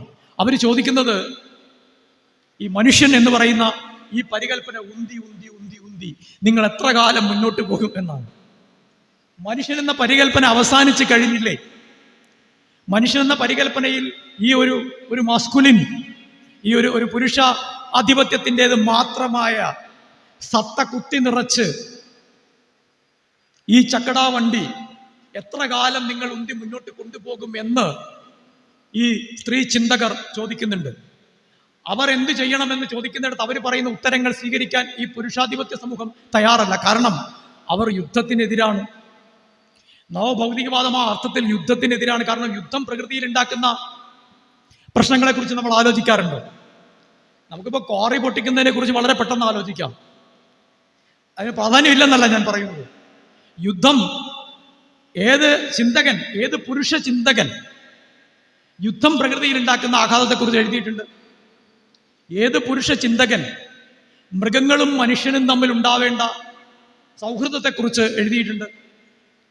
ഏത് പുരുഷ ചിന്തകൻ മനുഷ്യർക്കിടയിൽ ഉണ്ടാവേണ്ട സമഭാവനകളെ കുറിച്ച് പ്രകൃതിയുമായി ബന്ധപ്പെടുത്തി അതൊരു നൈസർഗികമായ പരിണാമം എന്നുള്ള രീതിയിൽ മനുഷ്യൻ എന്ന് പറയുന്ന ആ ജൈവാസ്തിത്വത്തിൻ്റെ സാമൂഹികമായ പരിണാമം എന്നുള്ള അർത്ഥത്തിൽ മനസ്സിലാക്കി എഴുതിയിട്ടുണ്ട്? വളരെ കുറവാണ്, ഇല്ലെങ്കിൽ ഇല്ലെന്ന് തന്നെ പറയാം. അവിടെയാണ് ഈ റോസ് ബ്രൈദാത്തിയെ പോലെയുള്ള, ജെയിൻ ബാരറ്റിനെ പോലെയുള്ള, കരാഡിനെ പോലെയുള്ള, ഹോണ ഡാരാവയെ പോലെയുള്ള, ഹരാവയെ പോലെയുള്ള, ഡോണ ഹരാവയെ പോലെയുള്ള ചിന്തകർ നവഭൗതികവാദത്തിൻ്റെ ചിന്തയുമായി കടന്നു വന്നത്. അതിന് മാർക്സിസവുമായി ശത്രുതാപരമായ ഒരു ബന്ധമുണ്ട് എന്നുള്ളത് ഞാൻ സമ്മതിക്കുന്നുണ്ട്. പക്ഷെ അതേ അവസരത്തിൽ തന്നെ ഇവരാരും മാർക്സിസത്തെ തള്ളിക്കളഞ്ഞവരല്ല. നമുക്കിപ്പോൾ കേരളത്തിൽ നമ്മൾ എപ്പോഴും ചിന്തിക്കുന്നത് എങ്ങനെയാണ്? നമ്മളെപ്പോഴും ഒരു പാർട്ടി അടിസ്ഥാനത്തിൽ മാത്രമാണ് നമ്മൾ മാർക്സിസത്തെക്കുറിച്ച് ചിന്തിക്കാറുള്ളത്. കാരണം ആത്യന്തികമായി നമുക്ക് പാർട്ടിയാണ് പ്രധാനമെന്നുള്ളതുകൊണ്ട് അതിനെ ഞാൻ കുറ്റം പറയുന്നില്ല. കാരണം ലോകത്തെ എല്ലാ സ്ഥലത്തും കമ്മ്യൂണിസ്റ്റ് പാർട്ടികൾ അങ്ങനെ തന്നെയാണ് പ്രവർത്തിച്ചിട്ടുള്ളത്. അങ്ങനെ അല്ലാതെ പ്രവർത്തിക്കാൻ കമ്മ്യൂണിസ്റ്റ് പാർട്ടികൾക്ക് ആ അർത്ഥത്തിൽ സാധ്യമല്ല. പക്ഷേ നമ്മൾ നേരിടുന്ന വെല്ലുവിളികളുമായി ബന്ധപ്പെടുത്തി ആ വെല്ലുവിളികളെ ഒരു മനുഷ്യവംശം എന്നുള്ള രീതിയിൽ നമ്മൾ എങ്ങനെ നേരിടും എന്ന ചോദ്യം ചോദിക്കുമ്പോൾ കുറെ കൂടി വിശാലമായ അർത്ഥത്തിൽ ഇത്തരം പ്രക്രിയകളെ മനസ്സിലാക്കാനുള്ള സാമൂഹിക ബാധ്യത മറ്റാർക്കുമില്ലെങ്കിലും മാർക്സിസ്റ്റുകൾക്കുണ്ട് എന്നുള്ളത് കൂടി നമ്മൾ മനസ്സിലാക്കേണ്ടതുണ്ട്. അവിടെയാണ് ഈ വ്യത്യാസം വരുന്നത്. അതുകൊണ്ട് മാർക്സിസവുമായി സൗഹാർദ്ദപരമായ ഒരു ബന്ധം പുലർത്തുന്നവരാണ് ഈ പ്രമുഖ ചിന്തകരൊക്കെ തന്നെ. ഇവിടെ ഏറ്റവും പ്രധാനമായിട്ടുള്ളത് നാം ജീവിക്കുന്ന ഒരു സമൂഹം കഴിഞ്ഞ 40 വർഷത്തിനിടയിൽ, ഇന്നിപ്പോൾ സത്യത്തിൽ ഇങ്ങോട്ട് വരുന്ന വഴിക്ക് ഞാനും അനിൽ മാഷും തമ്മിൽ സംസാരിച്ച ഒരു പ്രധാനപ്പെട്ട കാര്യം അതാണ്. കഴിഞ്ഞ 40 വർഷത്തിനിടയിൽ ഉണ്ടായ മാറ്റങ്ങൾ നിങ്ങൾ ആരെങ്കിലും ഒന്ന് തിരിഞ്ഞു നോക്കിയിട്ടുണ്ടോ? ഇപ്പോൾ ഒരു 40 വയസ്സായ ഒരാളിവിടെ ഉണ്ടെങ്കിൽ 1980കളിലെ കാര്യം അറിയാൻ സാധിക്കും, 90കളിലെ കാര്യം അറിയാൻ സാധിക്കും. ഈ 90കളിലും 80കളിലും ലോകത്ത് ഉണ്ടായിരുന്നില്ലാത്ത ഒന്നാണ് ഈ ഡിജിറ്റൽ സാങ്കേതിക വിദ്യ എന്ന് പറയുന്നത്. അത് ഉണ്ടായിരുന്നായിരിക്കും, അവിടെ ഇവിടെയൊക്കെ ഉണ്ടായിരുന്നു. പക്ഷേ ഇങ്ങനെ സർവ്വന്തര്യാമിയായി ഈ ഭൂമി മുഴുവൻ നിറഞ്ഞു നിൽക്കുന്ന രീതിയിൽ ഈ ഭൂമിയെ മുഴുവൻ നോക്കിക്കാണാൻ കഴിയുന്ന അഭൗതികമായ ശക്തിയോടുകൂടി നിൽക്കുന്ന ഒരു ഡിജിറ്റൽ യുഗം എന്ന് പറയുന്നത് 2000-ന് ശേഷം ഉണ്ടായതാണ്. 20 വയസ്സുള്ള കുട്ടികളാണ് ആ ലോകത്തിലേക്ക് പിറന്നു വീണത്, നമ്മളാരുമല്ല.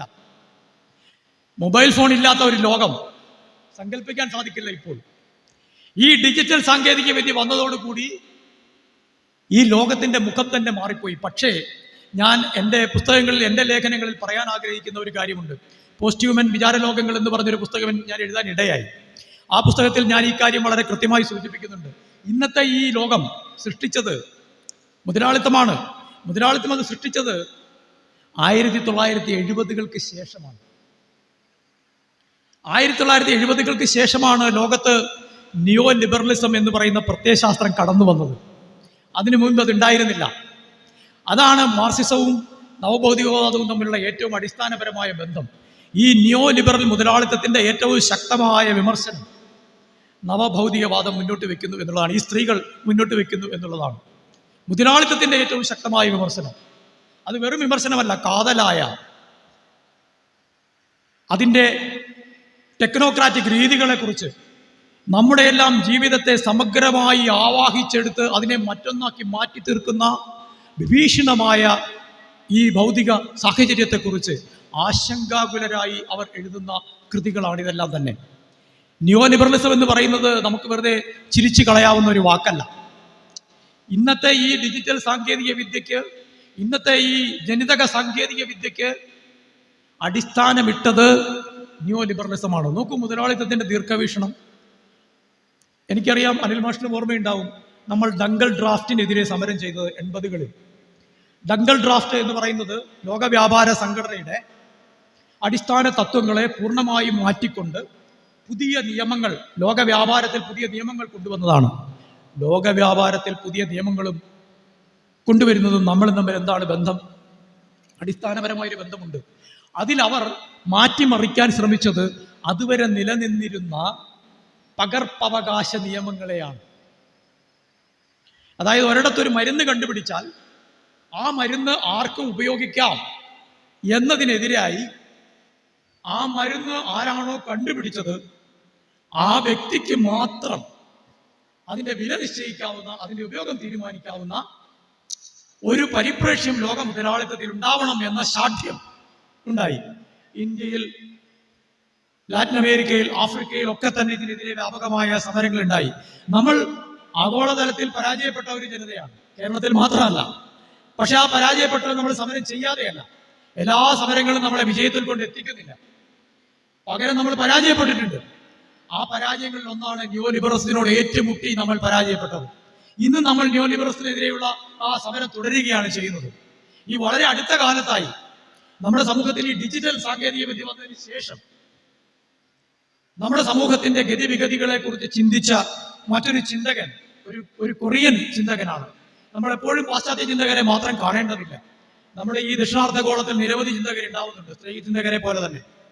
അദ്ദേഹത്തിന്റെ പേര് ബ്യൂങ് ചുൽ ഹാൻ എന്നാണ്. ബെങ് ചുൽ ഹാൻ.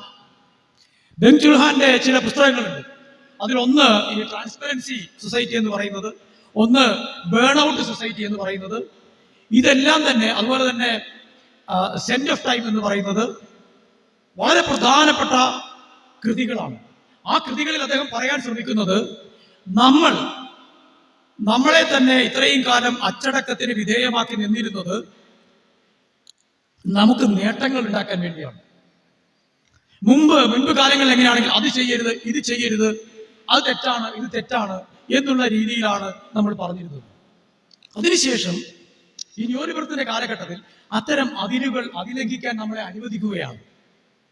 അപ്പോൾ ഭരണകൂടം തന്നെ നമ്മളെ ചില രീതിയിൽ എതിർക്കുമ്പോൾ, നിയന്ത്രിക്കുമ്പോൾ നമുക്ക് സഹിക്കാൻ സാധിക്കുന്നില്ല. അത് നമ്മൾ വേണ്ട എന്ന് പറയുകയാണ്. പക്ഷെ ഈ നിയന്ത്രണം എന്ന് പറയുന്നത് തന്നെയും അതിനുശേഷം ഉണ്ടായിട്ടുള്ള സമൂഹം എന്ന് പറയുന്നത് ഒരു അച്ചീവ്മെന്റ് സൊസൈറ്റിയാണ്. ഇന്ന് നേട്ടങ്ങളില്ലാതെ മനുഷ്യന് അങ്ങോട്ടും ഇങ്ങോട്ടും താരതമ്യം ചെയ്യാൻ സാധിക്കില്ല. മുമ്പ് അങ്ങനെ അല്ലായിരുന്നു മനുഷ്യൻ താരതമ്യം ചെയ്തുകൊണ്ടിരുന്നത്.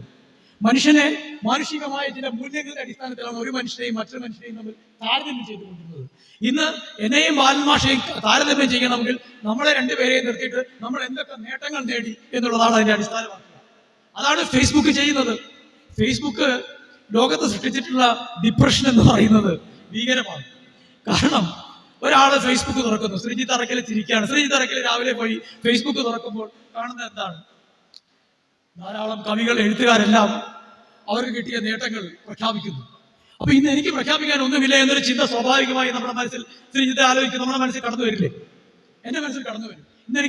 ഇന്നെനിക്ക് പ്രഭാഷണം ഒന്നുമില്ലേ പരസ്യപ്പെടുന്ന എന്ന് ഞാൻ ചിന്തിക്കുന്നിടത്താണ് ഞാൻ ഈ വ്യവസ്ഥയുടെ അടിമയായി മാറിയത്.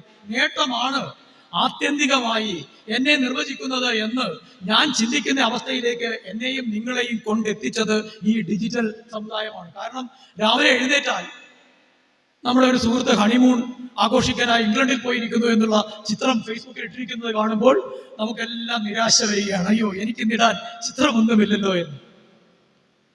ഒരാൾക്കൊരു അവാർഡ് കിട്ടിയിരിക്കുന്നു, എനിക്കൊന്നും കിട്ടിയില്ലല്ലോ, എന്ത് ചെയ്യും ഞാൻ ഇന്ന് എന്ന നിരാശ.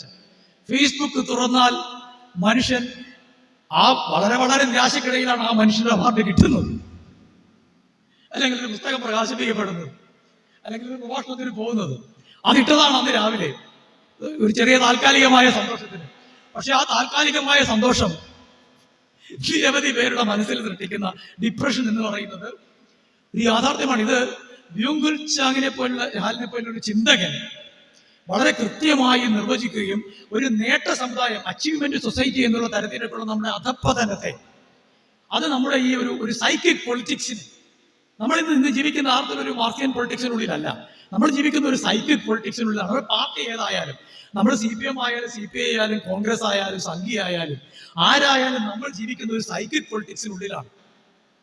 ഒരു ഇമോഷണൽ കൾട്ട് എന്നുള്ള രീതിയിലാണ് നമ്മളെ തന്നെ ഈ രാഷ്ട്രീയവുമായി ബന്ധപ്പെടുത്തുന്നത്. ഒരു ഇമോഷണൽ കൾട്ട് അങ്ങനെയാണ്. നമുക്കൊരു പാർട്ടി എന്ന് പറഞ്ഞാൽ നമുക്കൊരു ഇമോഷണൽ കൾട്ടാണ്. കാരണം എന്താ വെച്ചാൽ ഈ നമ്മുടെ ഈ നേട്ട സമുദായം എന്ന് പറയുന്ന, ഈ അച്ചീവ്മെന്റ് സൊസൈറ്റി എന്ന് പറയുന്ന ഈ സൊസൈറ്റിയുടെ അടിസ്ഥാന മാനദണ്ഡങ്ങളിൽ നിന്നുകൊണ്ടാണ് നമ്മൾ ഈ ലോകത്തെ കാണുന്നത്. അപ്പൊ നമുക്ക് ഒന്നുകിൽ നേട്ടങ്ങൾ നേടുന്നവരോടൊപ്പം നിൽക്കണം, അല്ലെങ്കിൽ നമുക്ക് നേട്ടങ്ങൾ ഉണ്ടാവണം. ഇത് രണ്ടുമില്ലെങ്കിൽ നമുക്ക് ഡിപ്രഷനാണ്. നമ്മുടെ പാർട്ടിക്ക് ഒരു പാളിച്ച വന്നാൽ മതി, ദിവസങ്ങളോളം നമ്മൾ ഡിപ്രഷനിലായി പോകും. അതിനൊരു മറുപടി പറഞ്ഞ്, കൃത്യമായൊരു മറുപടി എവിടെയെങ്കിലും ആരെങ്കിലും കൊടുത്തത് കാണാതെ സമാധാനപരമായി രാത്രിയിൽ പോയി ഉറങ്ങാൻ സാധിക്കാത്ത നിരവധി രാഷ്ട്രീയ പ്രവർത്തകർ നമ്മുടെ നാട്ടിലുണ്ട് എന്ന് നമുക്കറിയാം. അത് പണ്ട് തോപ്പിൽ ബാസിയുടെ ഒളിവിലെ ഓർമ്മകൾ എന്ന് പറയുന്ന ആത്മകഥയുണ്ട്. വളരെ വളരെ രസകരമായ ഒരു കൃതിയാണ് അത്. അതിന്റെ അവസാനം ഒരു നാട്ടിലെ ഒരു സാധാരണ കമ്മ്യൂണിസ്റ്റുകാരൻ തോപ്പിൽ ബാസിയോട് വന്ന് പറയുന്ന ഒരു കാര്യമുണ്ട്.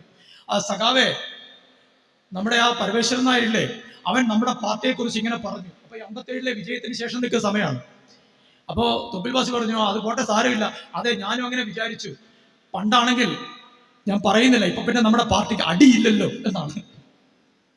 ആ പറഞ്ഞവനൊരു അടി കൊടുക്കാതെ അദ്ദേഹത്തിന് സമാധാനം വരുന്നില്ല. നമ്മുടെ പാർട്ടിയെ പറ്റി പറഞ്ഞവനാണ്, അദ്ദേഹത്തിന് അടി കൊടുക്കാതെ നമുക്ക് സമാധാനം വരുന്നില്ല.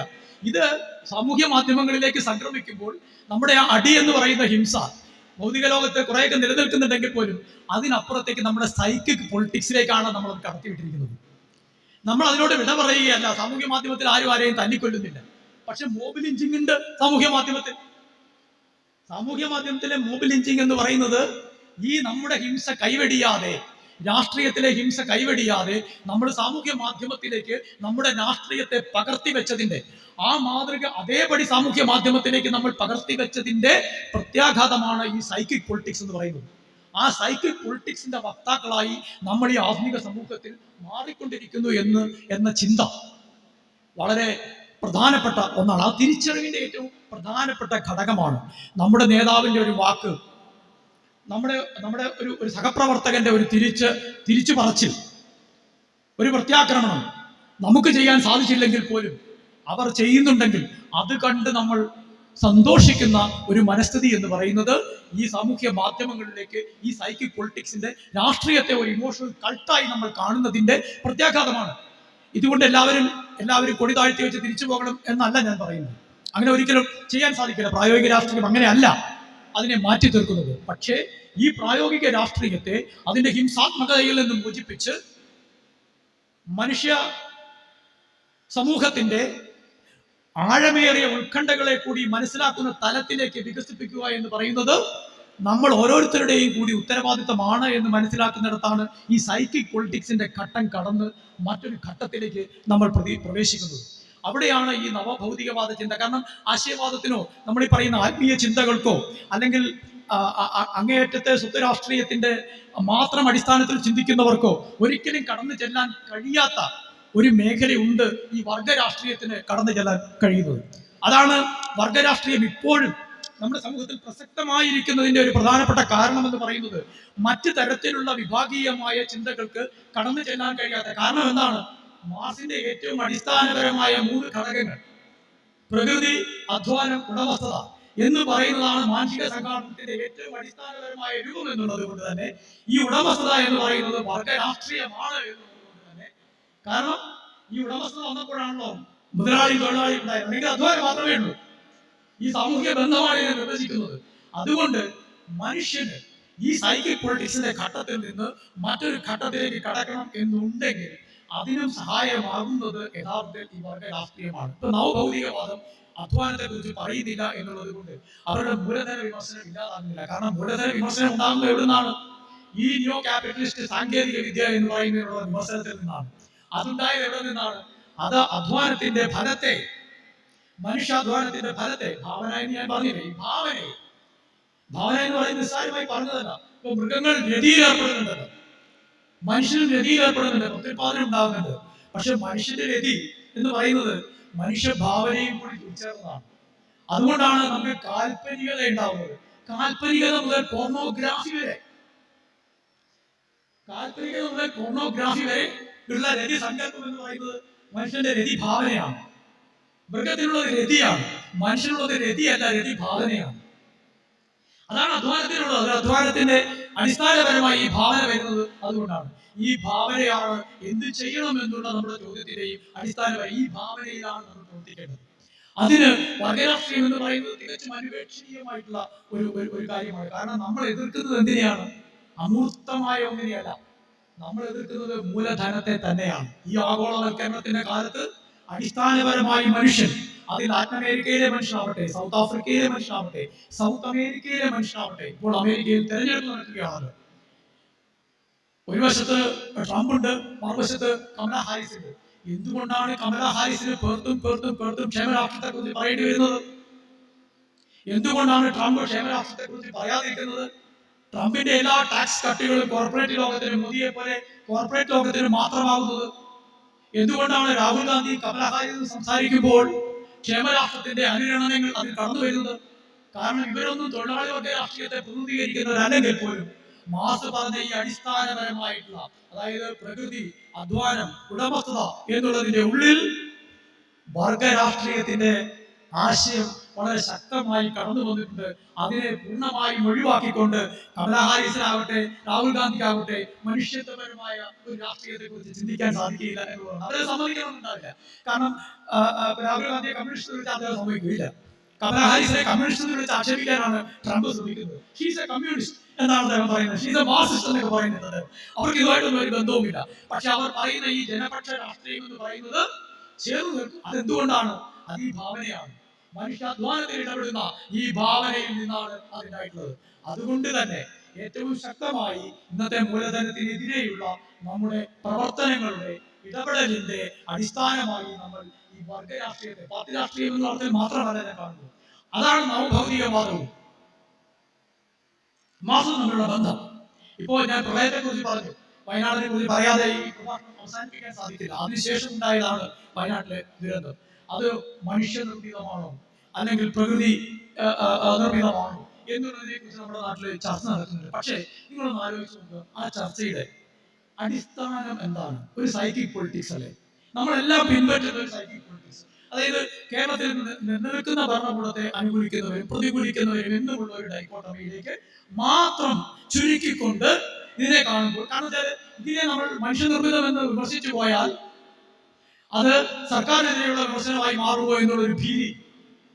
അത് ഇല്ലാത്ത ഭീതിയാണെന്ന് ഞാൻ പറയുന്നില്ല, അടിസ്ഥാനമുള്ള ഭീതിയാണ്. കാരണം അങ്ങനെ ഉപയോഗിക്കപ്പെടാം. തീർച്ചയായും ഇന്നത്തെ രാഷ്ട്രീയ സാഹചര്യത്തിൽ അതങ്ങനെ ഉപയോഗിക്കപ്പെടാം. പക്ഷെ അതങ്ങനെ ഉപയോഗിക്കപ്പെടാം എന്നുള്ള ഭീതി കൊണ്ട് മാത്രം അത് പറയാതിരിക്കുന്നത് ശരിയാവില്ല എന്നുള്ളതാണ് പ്രധാനം. സർക്കാരിനെതിരെ ഉപയോഗിക്കപ്പെടുമോ എന്നുള്ള ഭീതി കൊണ്ട് ഒരു യാഥാർത്ഥ്യത്തെ നമുക്ക് അവഗണിക്കാൻ സാധിക്കില്ല. അതിൽ മനുഷ്യനിർമ്മിതമായ ഘടകങ്ങളുണ്ട്, പ്രകൃതിയുടേതായിട്ടുള്ള ഘടകങ്ങളുണ്ട്. അത് പരിശോധിക്കേണ്ടതുണ്ട്. 2018 പ്രളയത്തെ കുറിച്ച് നിശിതമായ പഠനമുള്ള ഒരു പുസ്തകം പോലും പ്രസിദ്ധീകരിച്ചിട്ടില്ലാത്ത ഈ കേരളത്തിൽ ഇത്രയും കാലമായിട്ട് 8 വർഷമായി ഒരു പ്രകൃതി ശാസ്ത്രജ്ഞൻ പോലും അതിന് മുതിർന്നിട്ടില്ലാത്ത കേരളത്തിൽ നാം ഇനിയും ഉദ്ഘാടനം ചെയ്യേണ്ട ഒന്നായി ഈ സൈക്കിക് പൊളിറ്റിക്സിനെതിരെയുള്ള രാഷ്ട്രീയം അവശേഷിക്കുകയാണ്, വികസിപ്പിക്കാതെ അവശേഷിക്കുകയാണ്. കാരണം വ്യക്തിപരമായി നാം ഓരോരുത്തരും അതിൽ നിന്ന് പുറത്ത് കടക്കേണ്ടതുണ്ട്. എങ്കിൽ മാത്രമേ ഈ പ്രകൃതിയെ പറ്റി തന്നെയുള്ള കേരളീയമായ ഒരു ചിന്ത പോലും നമുക്ക് അടിസ്ഥാനപരമായി വികസിപ്പിക്കാൻ സാധിക്കുകയുള്ളൂ എന്നുള്ളതാണ്. ഇന്നത്തെ പ്രഭാഷണത്തിന് പ്രധാനമായും നവഭൗതികവാദത്തിന്റെയും മാർക്സിസത്തിന്റെയും ഒക്കെ വളരെ വിപുലമായ ആശയങ്ങൾ സൈദ്ധാന്തികമായി നമുക്ക് ചർച്ച ചെയ്യാൻ സാധിക്കുന്നതാണ്. പക്ഷെ അതിൽ നിന്ന് മാറി നിന്നുകൊണ്ട് വളരെ ലളിതമായി നമ്മുടെ സാമൂഹിക ജീവിതത്തെ ഏറ്റവും ആത്യന്തികമായി സ്പർശിക്കുന്ന ഈ 3 പരികല്പനകളിൽ മാത്രം ഒതുങ്ങി നിന്നുകൊണ്ട്, ഉടമസ്ഥത, അധ്വാനം, പ്രകൃതി എന്നീ 3 പരികല്പനകളിൽ മാത്രം ഒതുങ്ങി നിന്നുകൊണ്ട് സംസാരിക്കുക എന്നുള്ളതായിരുന്നു എന്റെ ലക്ഷ്യം. അതിനുവേണ്ടി ആണ് ഞാൻ ഈ പ്രഭാഷണത്തിന് നവഭൗതികവാദവും മാർക്സിസവും എന്നുള്ള ഒരു പേര് അനിൽ മാഷിന്റെയും കൂടി നിർദ്ദേശത്തിന്റെ അടിസ്ഥാനത്തിൽ സ്വീകരിച്ചത്. അത്തരമൊരു ആശയം, അതായത് ഈ സൈക്കിക് പൊളിറ്റിക്സിൽ നിന്ന് പുറത്ത് കടക്കുക, അതാണ് നമ്മൾ അടിസ്ഥാനപരമായി ചെയ്യേണ്ടത് എന്ന ഒരു സന്ദേശം വളരെ ലളിതമായ രീതിയിൽ മാർക്സിസത്തിന്റെയും വർഗരാഷ്ട്രീയത്തിന്റെയും ഉള്ളിൽ നിന്ന് വരുന്ന ഈ ആശയത്തെ പങ്കുവെക്കുക എന്ന വളരെ വിനീതമായ ലക്ഷ്യം മാത്രമേ എനിക്ക് പ്രഭാഷണത്തിൽ ഉണ്ടായിരുന്നുള്ളൂ. ഗഫൂർ അറക്കലിനെ പോലെ അങ്ങേയറ്റത്തെ മനുഷ്യസ്നേഹിയായ സർഗധരനായ ഒരു എഴുത്തുകാരന്റെ അനുസ്മരണ സമ്മേളനത്തിൽ പ്രബുദ്ധമായ ഒരു സദസ്സിനോട് ഇത്രയും വിനീതമായ എന്റെ ആശയങ്ങൾ പങ്കുവെക്കാൻ എനിക്ക് സാധിച്ചതിൽ അകമഴിഞ്ഞ സന്തോഷമുണ്ട്. അതിന് അനുസ്മരണ സമിതിയോടും അനിൽ മാഷോടും ഞാൻ എന്റെ വ്യക്തിപരമായ നന്ദി രേഖപ്പെടുത്തുകയാണ്.